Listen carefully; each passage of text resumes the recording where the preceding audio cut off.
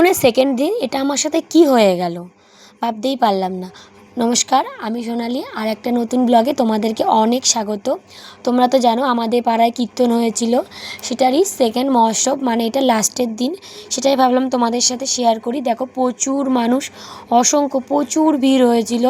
দেখো সবাই দুপুর যেহেতু হয়ে গেছে সবাই খেতে চলে এসছে, মানে মহোৎসব খেতে সবাই চলে এসছে।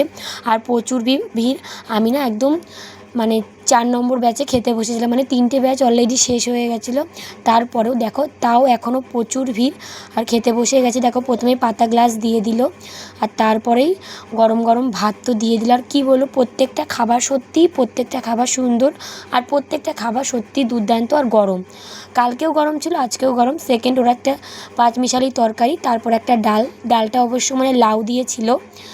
আর ছ্যাঁচড়াটা এত সুন্দর হয়েছিল, আমি এখন ভয়েস দিচ্ছি বাস এখনও আমার জিভ দিয়ে জল চলে আসছে। ছ্যাঁচড়াটা দারুণ ছিল।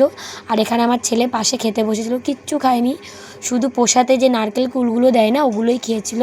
তারপর একটু আলুর দম দিয়েছিল, আমার আলুর দমটা ভাল লাগছিলো না আলুটা খেতে, আমি তাই জন্য আবার একটু ছ্যাঁচড়া নিয়ে নিলাম। সো কেমন লাগলো ভিডিওটা সবাই পাশে থেকে লাইক কমেন্ট